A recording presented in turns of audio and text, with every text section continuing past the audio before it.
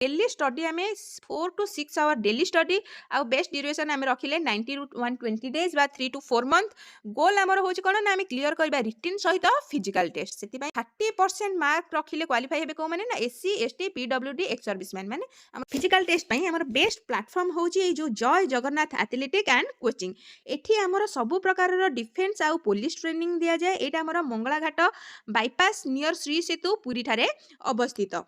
OSSC forest guard form fill up करने आगु video को भल देखि नियंतु अदरवाइज आपनकर फॉर्म रिजेक्ट हो पारे। हेलो एवरीवन वेलकम टू शिक्षा और समाधान। आज वीडियो रे आमे 90 डेज स्टडी प्लान सहित आपनकर फिजिकल प्रिपरेशन कोठी करिवे केमिति करिवे केउठी आपनको प्रॉपर गाइडेंस मिलिबो से विषय रे डिटेल डिस्कशन करबा। ता पूर्वरु शॉर्ट रे आमे नोटिफिकेशन टी को आलोचना करनबा। ताले आमे प्रथमे देखिबा हमर टोटल पोस्ट केते अछि केते पोस्ट पई हमको कंपटीशन करिया पड़िबो। ताले हमर पोस्ट अछि 896 पोस्ट अछि एवं डिपार्टमेंट हमर अछि फॉरेस्ट जेतेबेला जॉब करि सारिबे आपण फॉरेस्ट किंबा environment and climate change department under रे रहिबे। ताले फॉरेस्ट गार्ड आपनकर ग्रुप सी अंडर रे जाउची। एलिजिबिलिटी क्राइटेरिया जदि हमें देखिबा आपनकर बयस 1 जनवरी 2025 सुधा 18 वर्ष हेतिबा दरकार मिनिमम एवं मैक्सिमम 32 वर्ष हेतिबा आवश्यक। तार माने होची जेतेबेले 1 जनवरी 2025 सुधा आपनकर बयस 18 वर्ष प्लस हेतिबा दरकार एवं 1 जनवरी 2025 सुधा आपनकर बयस 32 वर्ष रु कम हेतिबा दरकार एवं जदि एजुकेशनल क्वालिफिकेशन हमें देखिबा आपण केवल 10th पास करथिबे जदि फॉरेस्ट गार्ड अप्लाई करबा पई एलिजिबल। अदर क्राइटेरिया जदि देखिबा आपण जदि इंग्लिश मीडियम स्कूल रे पढ़िथिबे ताहले आपनकु 7th स्टैंडर्ड रो ओडिया पास करिया पड़िबो एवं मैरिड जदि हेथिबे ताहले वन स्पाउस बा गोटिए स्पाउस आपनकर थिबो। ता सहित caste sports PWD ex serviceman जदि आपण हेथिबे ताहले आपनकु सेही रिगार्डिंग सर्टिफिकेट आपनक पाखरे थिबा आवश्यक। आमे जदि रिलैक्सेशन को देखिबा आपनकु SCBC SC ST women ex serviceman sports एमानकु कोथिरे रिलैक्सेशन मिल परिबो। आपनकु एज रे रिलैक्सेशन मिल परिबो। हमर जो क्वालिफाइंग मार्क रहिछि रिटन एग्जाम रो सेतिरे रिलैक्स मिल परिबो। फिजिकल स्टैंडर्ड जहाँ रही है आपको रिलैक्स मिल पार। एग्जाम फी जदि आम देखा एससी एसटी पीडब्ल्यू मान कौन फी ना अदर जो मैंने रही से 500 टका रही किंतु आप जब एग्जाम टी को अटेंड कर 500 टका आपको रिफंड हो। रेजिस्ट्रेशन आम आरंभ हो 7 जनवरी 2026 रु 31 जनवरी 2026 रेजिस्ट्रेशन करेंगे। केवल रेजिस्ट्रेशन नुह री रेजिस्ट्रेशन करेंगे। जदि आ पूर्व कौन OSSC पोस्ट अप्लाई कर तार गोटे आईडी आपको मिलता आप री रेजिस्ट्रेशन करेंगे। ऑनलाइन अप्लाई करुले 7 जनवरी 2026 अप्लाई स्टार्ट होची एवं लास्ट डेट आम रही 7 फेब्रुआरी 2026। अप्लाई करने पूर्व आपको क्यों क्यों डॉक्यूमेंट दरकार अच्छे से विषय में जानिनबा। ताले आपण 10th सर्टिफिकेट आउ तार मार्कशीट प्रथमे आपको ए दुईटा आपण रखिथिबे। ता सहित सिग्नेचर फोटो रो अपलोड करा जाय तो से सिग्नेचर आपण जेपीजी आउ पीएनजी फॉर्म में करिवे 20 केबी रु नै 50 केबी मध्य रे। सेमते फोटो जेतेबेला अपलोड करूचंदी आपनको फोटोटी रिसेंट कलर पास फोटो होइतिबा दरकार आउ सेटा 20 केबी रु नै 100 केबी मध्य रे थिबा सेम जेपीजी आउ पीएनजी फॉर्म रे आपनकर रहिबा। आउ जदि आपण जे कोनोसी रिजर्वेशन कैटेगरी रु नै अप्लाई करचंदी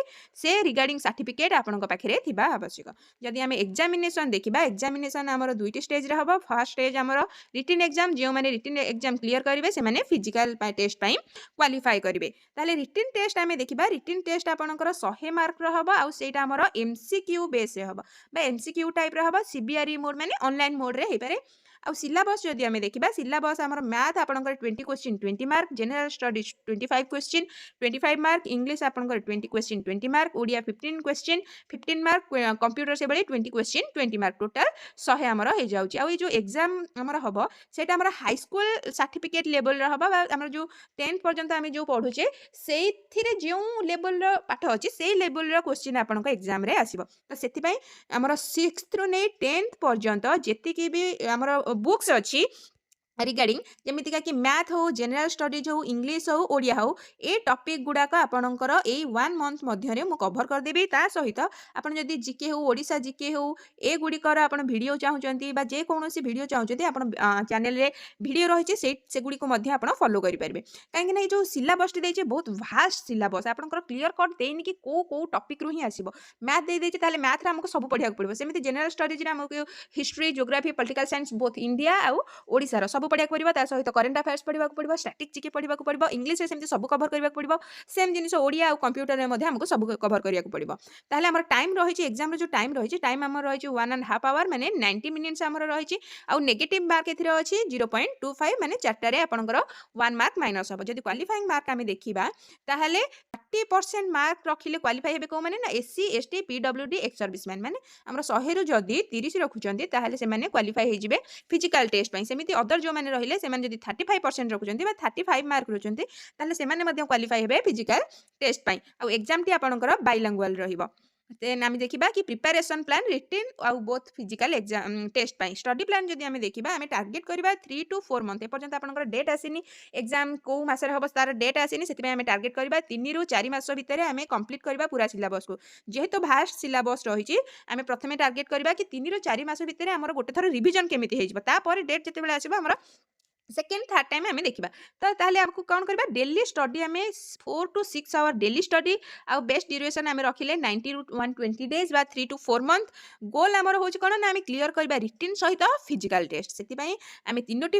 तीनोटी फेज रे रिटिन एग्जाम पई प्रिपरेशन हबा फेज 1 रे हमर फाउंडेशन रहइबो जति कि भी म कहिले जेमिति 6th ରୁ नै 10th पर्यंत बुक्स जे रहिला से सब को म 1 मंथ मध्य रे क्लियर कर देबी आपनकर ताले आम 1 मंथ रखिबा फाउंडेशन पई फेज 2 रे आम स्ट्रेंथनिंग करबा बा जहा आम फाउंडेशन कले तार लेवल अप करबा सेम 1 मंथ मध्य रे ए दीटा जते बेले हे जिबा हम थर्ड फेज रे कोन करबा हम ओरिएंटेड एग्जाम ओरिएंटेड प्रैक्टिस केवल 1 मंथ पई करबा तापर डेट जते बेले आसीबा हमको इजी लागिबा अटेंड करबा पई फिजिकल टेस्ट पई हमर बेस्ट प्लेटफॉर्म होची ए जो जय जगन्नाथ एथलेटिक एंड कोचिंग एठी हमर सब प्रकार रो डिफेंस आउ पुलिस ट्रेनिंग दिया जाय एटा हमर मंगलाघाट बाईपास नियर श्री सेतु पुरी ठारे अवस्थित